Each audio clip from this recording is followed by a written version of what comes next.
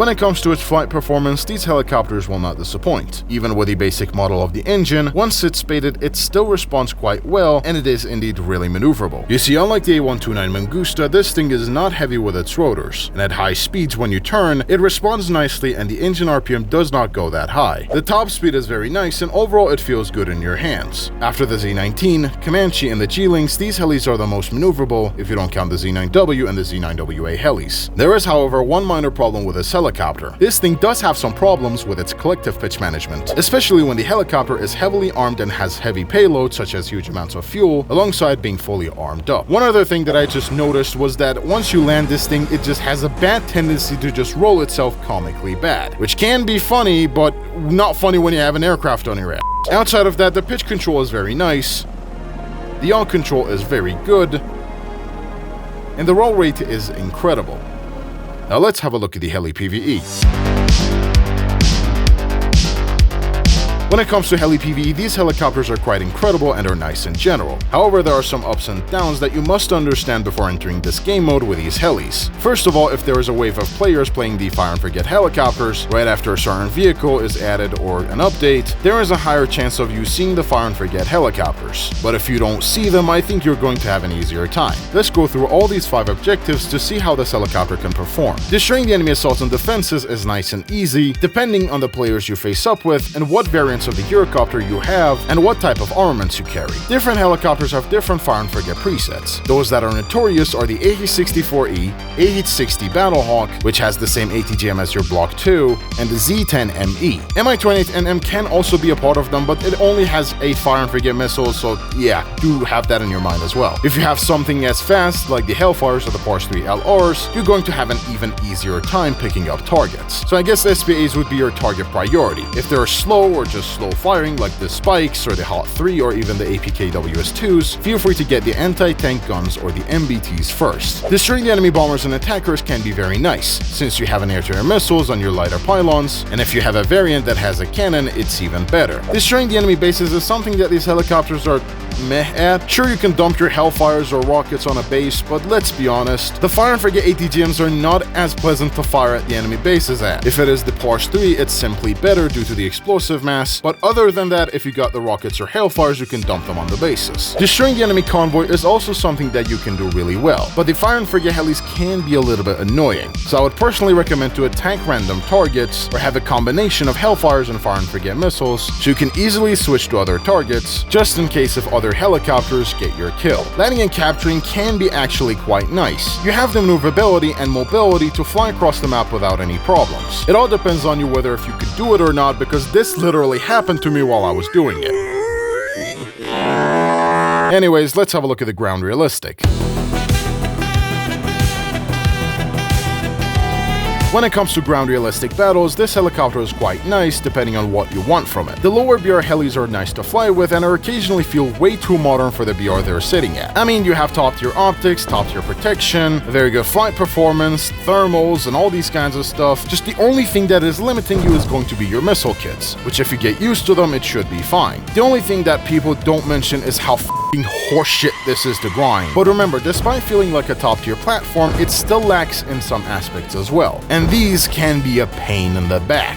For example, it has no IRCM of any kind, and not nearly as much countermeasures as the top tier helis like the AH-64E or the Mi-28NM, which usually when you have a top tier IRCM, you don't have to pick up flares. This one, however, really needs it because it does not have the IRCM. And once you carry a standard 50-50 preset of chaffs and flares, you only get multiple pops, considering that each can take up to dropping 4 flares per button, at least for me. Of course, we just cannot ignore the fact that this thing has one of the most miserable pain in the top tier grinds a helicopter ever had.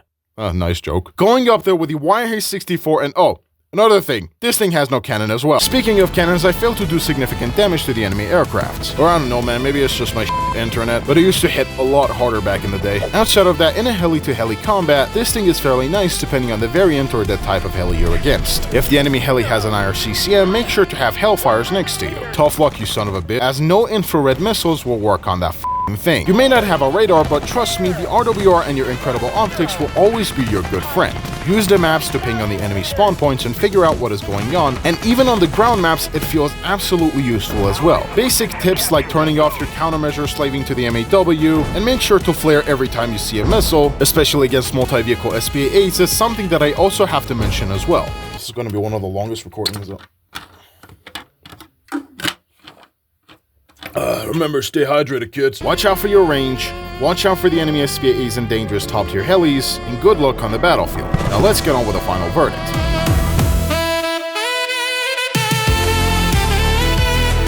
Welcome to the final verdict. In this section of the video, we're going to have a look at the different vehicles and see which one of them are worth your grind or purchase. Let's start with the most basic one, the premium EC665 HAP. This helicopter has plenty of options to work around with. Its BR equivalent is just inferior in every way. The tanks that you can play with its brackets are, look mama, I'm cosplaying as VRCC. The designer of this tank actually forgot to put this one round with the other four, making my OCD behave like an angry lesbian chicken. Oh my god, this piece of shit. No countermeasures. PogChamps that it has no countermeasures. No countermeasures. My beloved. Legends say that underneath these two vehicles a soul lies within, of a land belonging to none but one. And that's Germany, you dumb fuck. But overall, it's a decent choice if you don't want to go for the Dutch Apache. Plus, on top of that, it teaches you pretty much most of the things that a top-tier vehicle has. If you want to purchase this thing, verdict, get it and have fun with it. Up next, we have the German UHT. This helicopter is the only top-tier helicopter that Germany has. For now at least. The grind is quite painful if you don't know what you're doing. As a top-tier helicopter, you have no proper way to counter the enemy helicopters that have IRCM. You have no cannon, no long-range ATGMs, no rockets while carrying the ATGMs, just simply nothing. However, you have the best fire and forget missiles you have on the Eurocopters, and you also have the incredible mast-mounted optics. The vehicles that you have at 12.7 brackets are F4F ICE. You see, every tornado has its own specialty. One is good for air-to-air, one is good for air-to-ground, one is good for air-to-sea, one is good for air-to-mental hospital. Hey, Kamerads! Ich bin Comedy Dickinson. Ass! Oh, I totally glossed over the sole purpose of the entire German tree. The 22nd Sukhoi with an M4 rifle. Now let me ask a hypothetical question from our fellow Muslims. Let's say I have two wives, right? My brothers and sisters, this is not what Allah wants. You should be kind to one another. Shall never fake. Let's say I have two wives, right? If we do a threesome, does that count as lesbian or is that halal? Ma, what's wrong with you, Jesus Christ? What the f I'm saying? F it, here's my third and fourth wife. Introducing top-tier Germany ground. Dun, dun, dun, dun, dun, dun, dun. Leopard, leopard, leopard, leopard, child abuser, Puma, fugitive, Flugabwehr, Raketensystem, rollend auf Fahrtfahrzeug. Vilkas, the will to kiss my ass. Ironically, it has a boxer chassis. Oh yeah, I'm leoparding it. I am leoparding it, Finn. I'm leoparding. Let me tell you a very short story. 5 leopards walk into a bar. First one is a Canadian, second one is a German, third one is a smoking hot blonde, fourth one has Down syndrome, and now you might ask where's the fifth one? And the fifth one most likely sucking in the foreign market. Anyways, what the hell I was talking about? Oh yeah. In my personal opinion, if you like this helicopter, feel free to get it, and I think it can be a decent companion for you. If not, then you can play the devil's advocate and get this thing, which honestly, for a premium variant, I would recommend it, and for the tech tree equivalent, verdict, get it and spade the hell out of it. You know what? I'm gonna review all the French Eurocopters, and at the end, I'm just gonna roast the ever-loving out of these vehicles, just for a treat for you guys. Up next, you have the French Tiger Had, a very old-school helicopter that, to be honest, it doesn't perform that bad either. You won't see top-tier helicopters, which is nice, and currently the battle rating placements for this helicopter is quite fine. However, it doesn't have fire and forget missiles, the tanks that you have at 11.0 are quite limited, you either under-tier it a little bit so you can get the Leopards, or you can up-tier it and give yourself an extra challenge. Or become a masochist, I don't know, depends on your skill. At the end, it's your choice. If you don't like this thing for whatever reason and want to jump straight into the fire and forget action, either get it and spade the hell out of it, or just simply avoid it. Up next, we have the German HAC. Now I'm gonna be honest with you, it's just a direct copy of the UHT, subfoldered underneath the HAD. I would personally say avoid it, but if you want to experiment some stuff or just have a half premature fire and forget experience, feel free to grind it. Up next, we have the HAD Block 2. This one is going to be my favorite of them all, because not only you have the ability to carry out Hellfires, you also have the ability to have the fire and forget missiles as well. And most importantly, you have somewhat of a competent cannon too. Yes, the spikes are inferior compared to the Pars 3s, but let's be honest, at least your grind is not as painful as the German UHD with those insultingly slow missiles, mind you. The reason why I like this is just not because of the top tier missile performance. It's because this thing is flexible and this one is extremely stiff. Verdict for the Block 2, get it and spade the hell out of it. Alright, now let's have a look at the tanks that we have for the battle rating of these vehicles. MSC stands for misogynistic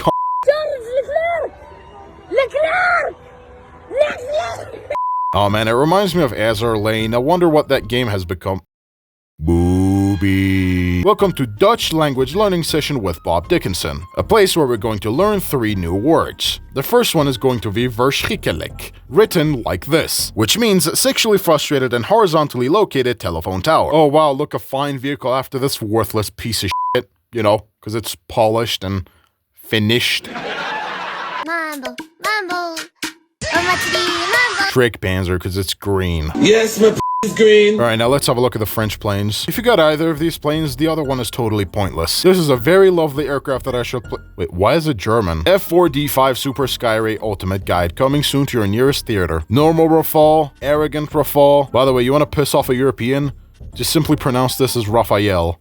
You know, like somebody's yelling in Rafa. This Mirage is the only thing I care about. Something, I almost called these 3 the Bulgarian F-16s. Say hello to the Mirage F1 and its 7cm variant. And of course, the Mirage F1 that wants to be a 2000, but Gaijin is too much of a to do anything about it. Either way, ladies and gentlemen, thank you so much for watching this video. If you enjoyed it, please make sure to like and subscribe, dislike it if you dislike it, and if you want to support my channel even further, you can also donate to Super Thanks, or join my YouTube membership if you want to. For now, this is me, Bob Dickinson, and thank you for watching. I apologize that I interrupted your experience during this video, but I have to give you a little bit of breaking news. War is officially on in my country. Oh, hell yeah, you son of a bitch. Yeah. I apologize. I can't believe it. I can't. One final push. One final push. And we're finally done with it. I swear to God, if I survive this, I'll make a whole fully flitched out 3-part video series guide on the f***ing Skyray. I was gonna promise the, you know, IO2 and this, all these kinds of stuff. Nah, I'm just gonna, like, literally, like, I just heard the news war say, I was sleeping. And what time is it right now? It's like 11 o'clock right now. I just woke up. And it's just, I haven't even been into like 30-minute sleep. And what my sibling calls her like, did you know that war's on right now? It's like, yeah, no, wait, what? Ah, son of a bitch, I haven't uploaded the f***ing video. F***ing dog luck, man. Hey, you know what? F*** it, so be it. I either see you on the other side or see you, I don't know, the next fucking YouTube feed, I guess. I don't know. One thing I have to say before I finish off this recording. It is a good day not to be a goddamn conscript.